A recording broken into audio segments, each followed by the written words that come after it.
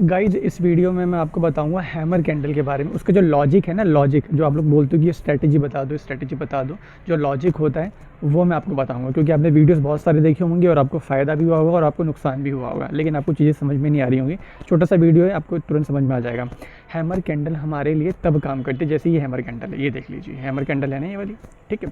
Hammer candle हमारे लिए तब काम करेगी जब हमें एक लंबी गिरावट देखने को मिले। ये मैं आपको दिखाता हूँ, ये सारी गिरावट, ठीक है।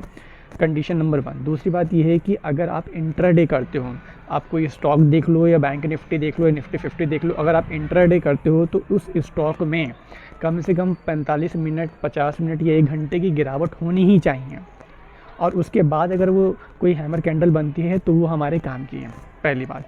दूसरी बात ये है कि इंट्राडे में कम से कम 8 कैंडलें बनी होनी चाहिए। 8 बन जाए, 10 बन जाए, 11 बन जाए, 12 बन जाए, मिनिमम 8 से 10 कैंडल्स होनी ही चाहिए। और ज़रूरी नहीं है कि वो सारी कैंडल्स रेड कलर की होंगी, कुछ ग्रीन्स भी बनेंगी, ठीक है। कंडीशन हमारी ये फुलफ़िल होगी। अब ये हैमर कैंडल बन जाती है, जैसे गिरावट हुई एक लंबी सी, हमारी कंडीशन फुलफ़िल हो गई पहली। दूसरी ये कि अब हैमर कैंडल बन गई। अब हमें ट्रेड कब लेना है। अगर ये मान लीजिए ये हैमर कैंडल बनी है, अगर ये रेड वाली कैंडल, हैमर कैंडल के बाद वाली कैंडल इस हैमर कैंडल के नीचे बन जाए, यानी कि हैमर कैंडल के लो को ब्रेक कर दें, तो वो हमारे किसी काम की नहीं होगी। तुरंत उस स्टॉक को छोड़ दीजिए, वो हमारे किसी काम का नहीं है, वहाँ आपका पैसा डूबने वाला है, समझ जाइएगा। अब मान लेते हैं कि हैमर कैंडल के बाद अगली कैंडल बनती है, लेकिन वो ऊपर की तरफ बनती है, यानी कि हैमर कैंडल के लो को ब्रेक नहीं करती है वो। अब हम क्या करेंगे, तो जैसे ही हैमर कैंडल की जो प्रीवियस कैंडल है, हैमर कैंडल से जो प्रीवियस कैंडल है, यानी कि ये वाली, ये देख रहे हैं ना, ये वाली, जैसे ही इसका हाई ब्रेक होगा, जैसे ही इसका हाई ब्रेक होगा, हम ट्रेड में एंटर हो जाएंगे और हमारा स्टॉप लॉस होगा इस हैमर कैंडल का लो पॉइंट। वैसे स्टॉप लॉस आप अपनी मर्ज़ी के मुताबिक भी लगा सकते हैं, जितना आप लॉस ले सकते हैं, ठीक है। उसके बाद आप कभी भी अगर आप ये स्ट्रेटजी फॉलो करते हो तो आउट ऑफ 10 8 टाइम्स आप प्रॉफिटेबल ही रहोगे। लेकिन आप हमेशा लॉजिक को समझिए। पहला ये है कि एक लंबी गिरावट होनी चाहिए इंट्राडे में, कम से कम 50 मिनट 1 घंटे वो स्टॉक गिरा हुआ होना चाहिए। उसके बाद हैमर कैंडल बने और उस हैमर कैंडल का लो ब्रेक नहीं होना चाहिए।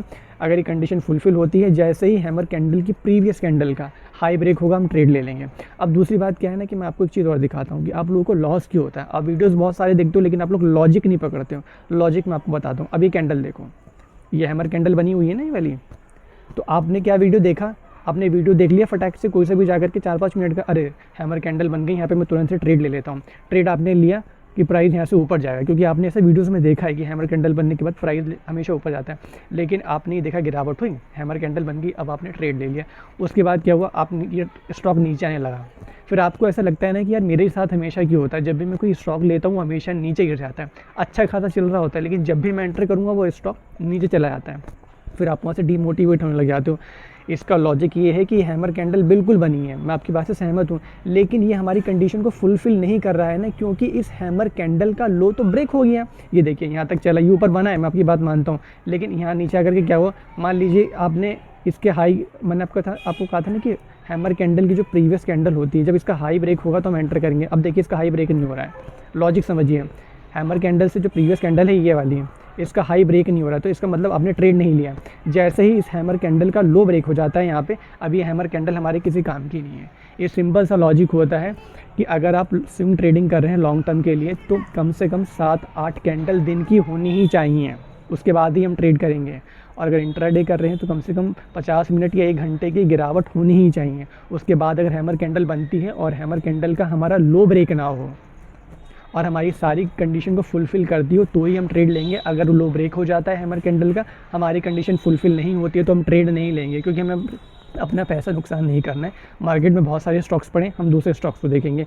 लॉजिक समझ में आया तो आप बताइएगा, और आप किसी भी स्टॉक में उठा करके देख लीजिए, ये लॉजिक है, यही स्ट्रैटेजी है। आपको ज़्यादा दिमाग लगाने की ज़रूरत नहीं है, बाकी आपकी मर्ज़ी है।